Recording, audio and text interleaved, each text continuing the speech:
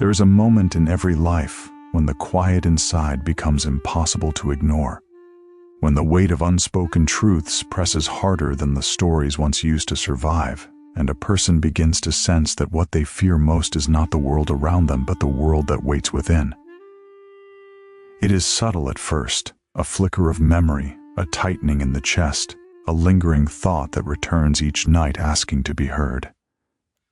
And yet, beneath it all, there is something undeniably human, a longing to finally meet the self one has outrun for years. Because what a person becomes is not shaped by the masks they wear, but by the courage to face the shadows they once believed would break them.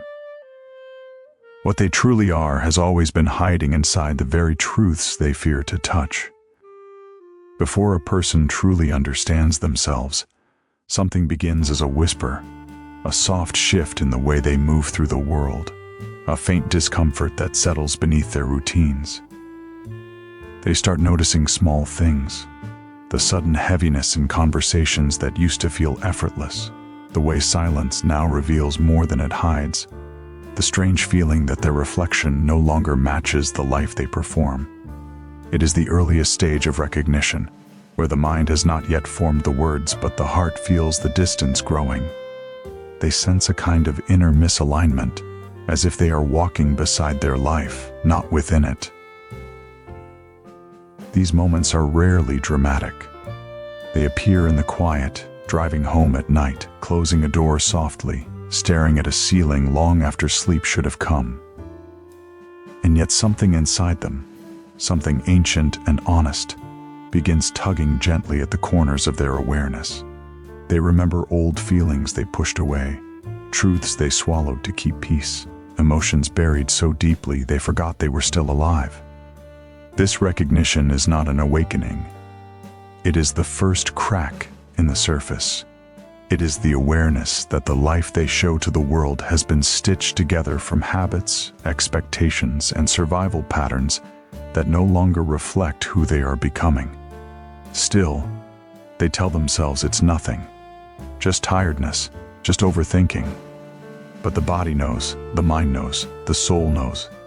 Recognition grows when a person realizes they cannot unfeel what they've begun to feel, cannot pretend the quiet hasn't spoken. And without choosing it, they step toward an inner threshold, sensing that something within them is shifting, waiting to be seen.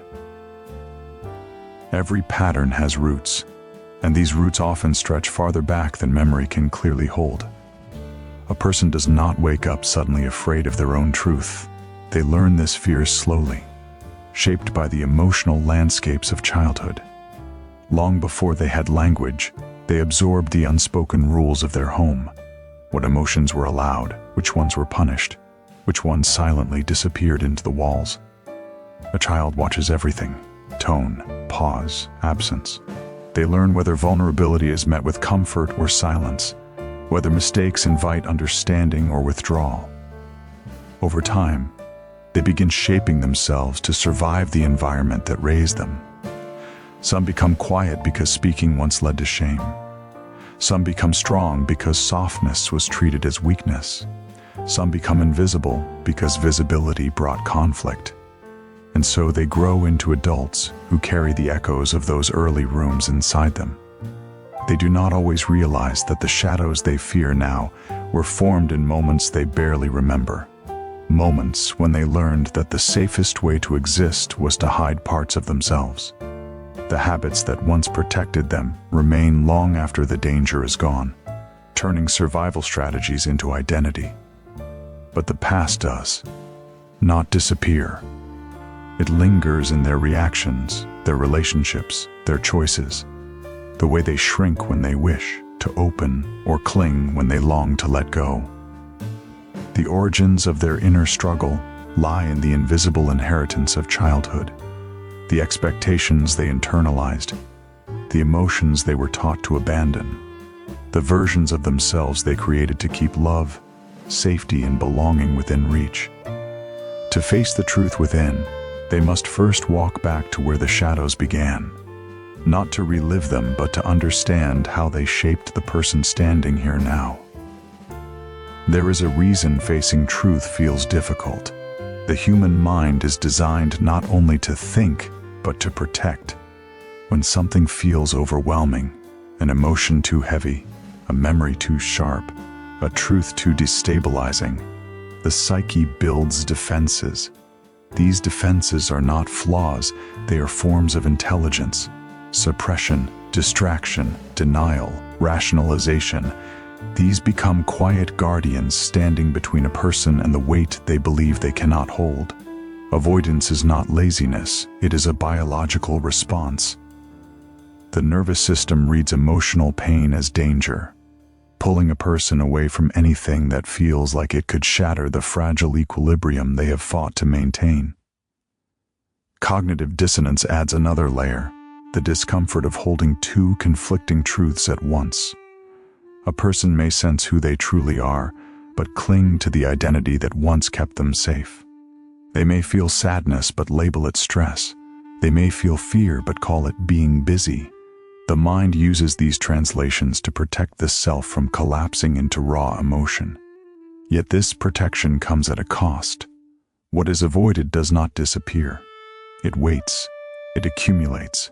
It resurfaces in moments of vulnerability, late at night, during conflict, in loneliness, in silence. And the more a person avoids themselves, the more disconnected they feel. They may achieve, succeed, perform, adapt, but something inside remains untouched, unseen, unintegrated. Psychology calls this unresolved self-discrepancy, the gap between who someone pretends to be and who they truly are. Facing inner truth is difficult not because people are weak, but because the mind has learned to guard them from pain they once had no capacity to hold. To face themselves now requires a different kind of strength. A slow, gentle willingness to turn toward what they once turned away from. There comes a stage when the weight of avoidance grows heavier than the truths being avoided. A person begins to feel torn between identities, the one built to survive and the one silently asking to be seen. This resistance is not a refusal, it is a fear of unraveling. They want to change, yet something inside tightens. They long for honesty, yet the thought of speaking their truth feels like stepping into cold water. They sense a quiet collapse, emotional fatigue from pretending, exhaustion from holding together a version of themselves that no longer fits. The conflict grows louder, their reactions become sharper, their silence becomes thicker. Relationships feel strained, not because of others, but because their inner world is overflowing. And then eventually, something breaks, not violently, but softly. A moment arrives when they can no longer carry the weight of their unspoken self. It might come through a conversation, a memory, a sudden wave of emotion, or the simple realization that they can no longer keep living at a distance from their own truth. This breaking point is not destruction, it is release. It is the moment the inner resistance weakens enough for honesty to seep through, when they finally stop holding their breath and begin to feel the truth they have carried for years. This is the turning, the moment they stop running, the moment they begin becoming who they actually are.